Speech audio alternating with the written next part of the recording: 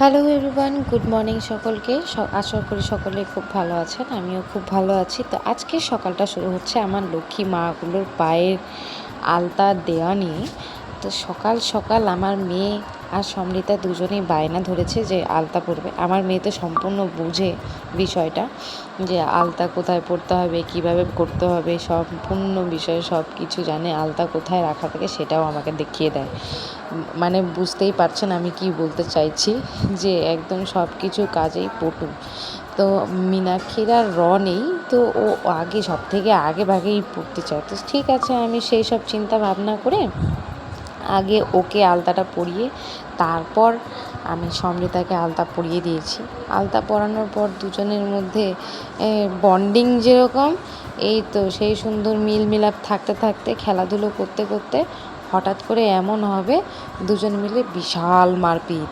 মানে এই সব দেখাশোনা করা হচ্ছে আমার কাজ হয়েছে আপাতত। দুজনকে একসাথে দেখে রাখাই মানে সব থেকে বড় সম্পদ। দুজনকেই আমি সেই খসো করে একদম মানে যে যেমন খুশি তেমন, মানে এগুলো আমার হাতের কাছে পুতুল পুতুল মনে হয়। দুটো আস্ত জ্যান্ত পুতুল আমি দেখে রাখছি, এটাই মনোভাব করি আর কি। এই দেখুন দুজনের পায়ে আলতা লাগানোর পরে কীরকমভাবে, ওদের তো মানে জানা নেই ওদের পায়ে আলতা লাগিয়েছে নাকি বিশেষ ব্যাপার নেই, কিন্তু অবশ্য মীনাক্ষী জানে ওর পায়ে আলতা লাগানো হয়েছে। এই সেন্সটুকু এখন মীনাক্ষীর হয়েছে, যেহেতু মীনাক্ষীর 2 বছর প্রায় হয়েই আসলো। তো এই যে মীনাক্ষীর পা দেখুন, দুজনে খুব হেঁটে বেড়াচ্ছে। যাই হোক, বাড়িতে ইনভার্টারটাও নষ্ট ছিল, বা বিদ্যুৎ চমকে গিয়ে আমার ইনভার্টারটা নষ্ট হয়ে গিয়েছিলো। সেই ইনভার্টার ঠিক করার জন্য লোকজন এসছে, ইনভার্টার ঠিক হচ্ছে। আর আমার বর বিদেশে একদম এত সাজিয়ে গুছিয়ে, দেখুন কিভাবে সাজিয়ে গুছিয়ে রান্না বান্না করে। এই মাছের তেল ভাজা, মাছ ভাজা থেকে শুরু করে চচ্চড়ি, মাছের ঝোল, ভাত, সব কিছু রান্না করে।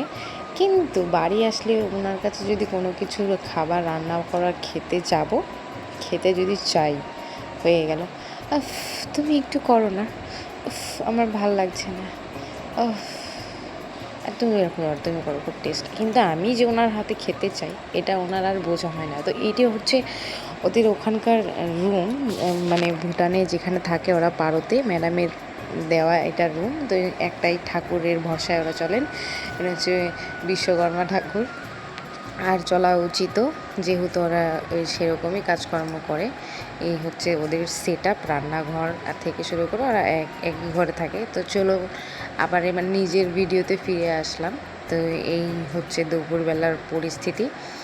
দুপুরবেলা মীনাক্ষীর ঠাকুমা, মানে আমার শাশুড়ি মা, আমাকে কতকগুলো এই মৌসুমি কেটে দিয়েছে, অনেকগুলো। এই দেখুন বউ কতগুলো মৌসুমি চোচা নিয়ে বেড়াচ্ছে, আর আমি এই চোচা সহ মৌসুমি নিয়ে ভালো করে। আর খুব ভালো ছিল এই মৌসুমিগুলো কবেকার, আমি বলছি যে এই যে আমার ননদের বর যখন বাবাধাম থেকে এসেছিলো, তখন এই আসার পথে কলকাতা থেকে নিয়ে এসছে। আর আজ এত দিনে আমি খাচ্ছি এই মৌসুমি। ফ্রিজে ছিল জন্যে নষ্ট হয়নি, মেন কথা হচ্ছে এই। আর ফ্রিজের কথাও বলছি, এই যে ফ্রিজ দেখুন, মীনাক্ষীর পিসি খাবারের সোডা আছে না, খাবারের সোডা দিয়ে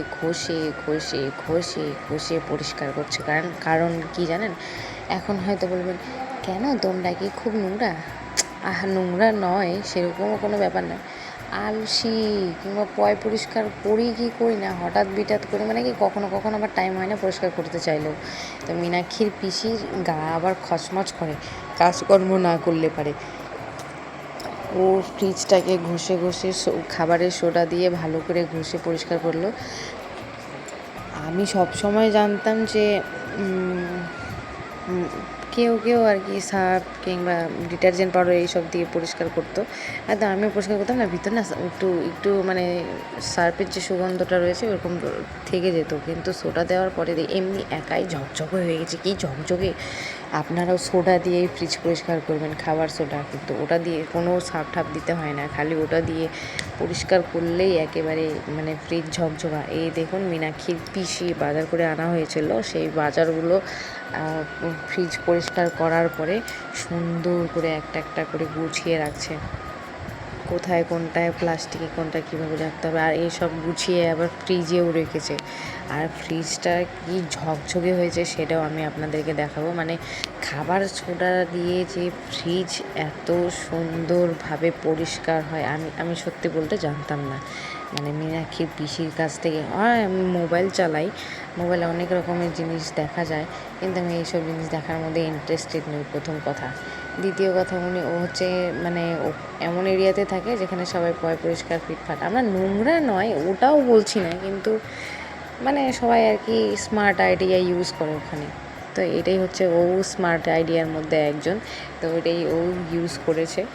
তো যাই হোক, ফ্রিজ একদম ঝকঝকে। তো লাস্ট এই এতগুলো এক বস্তার মতো আলু ছিল, সেই আলুগুলো বস্তা থেকে আর বের করা হয়নি নিয়ে আসার পর। তো এই কটাই আলু মীনাক্ষীর পিসি বস্তাতে সেট করে রেখে দিল। তো যাই হোক, আমার কতগুলো জামা কাপড়ও রয়েছে, জামা কাপড়গুলোও খুঁজতে হবে, ভালো করে কেচে টেচে ধুয়ে দিতে হবে। আর যেহেতু বাড়িতে জলের খুবই সমস্যা, তা আমাদের তো মানে সত্যি বলতে ডিপ কলের ভারী প্রয়োজন। মানে আমাদের কলের জলে কর পড়ে যায়, একদম বড় বড় সর হয়। তো যাই হোক, বাড়িতে আমি জামা কাপড়গুলো কেচে সার্ফের জলে আমি ভিজিয়ে রেখেছিলাম, সেসব হাত দিয়ে কেচে বাড়ি মেরে পরিষ্কার করে, যেহেতু বেডশিট থেকে শুরু করে সব ধরনের জামা কাপড় ছিল। বাচ্চাদের তো আলাদাই প্রতিদিনেরই জামা কাপড় থাকে বাচ্চাদের। তো এই বিশাল দিঘিতে, আমাদের বাড়ির সামনে একটা বিশাল দিঘি রয়েছে, আপনারা জানেনই, যারা আমার নিউ সাবস্ক্রাইবার কিংবা পুরানো সাবস্ক্রাইবার জানেনই যে একদম আমার বাড়ির সামনে এত বড় বিশাল একটা পুকুর রয়েছে। সেই পুকুরে আমি সবগুলো জামা কাপড় একটা একটা করে ধুয়ে নেব, একদম ঝকঝকে পরিষ্কার করে। আর জামা কাপড় ধুতে, মানে এতগুলো জলের মধ্যে জামা কাপড় ধুতে যেই আরাম আমার লেগেছে, আর কি বলবো আপনাদেরকে, সেই শান্তি বোঝানোর মতন নয়। এত শান্তি আমি যে পাবো, এতগুলো জামা কাপড় বাড়িতে যদি আমি ফিল্টারের জল করে করে করে করে যদি ধুতে যেতাম, মিনিমাম আমার 2 ঘন্টা টাইম লাগতো। সেইখানে এটা আমার প্রায় আধা ঘন্টার মধ্যে এতগুলো জামা কাপড় ধুয়ে কেচে মেলে দেওয়া শেষ হয়ে গেছে। মানে ভাবতে পারেন, আমি কিছু জামা কাপড় রাস্তায় মেলে দিয়েছি, আর কিছু জামা কাপড় এখানে। তো যাই হোক, জামা কাপড়গুলো তো একভাবে সেটেল করা হয়েই গেছে। এবার কতকগুলো বাসন ছিল কয়েকটা, আর জেঠিমা থাকলে পারে জেঠিমাই এইসব কাজ করে দেয় একদম। আমাকে সত্যি বলতে কোনোভাবেই হাত দিতে হয় না এই সমস্ত কাজে, কিন্তু জামা কাপড়টা আমি ধুয়েই দিই। তো এই বাসনগুলো আগে ধুয়ে নিলাম এখন।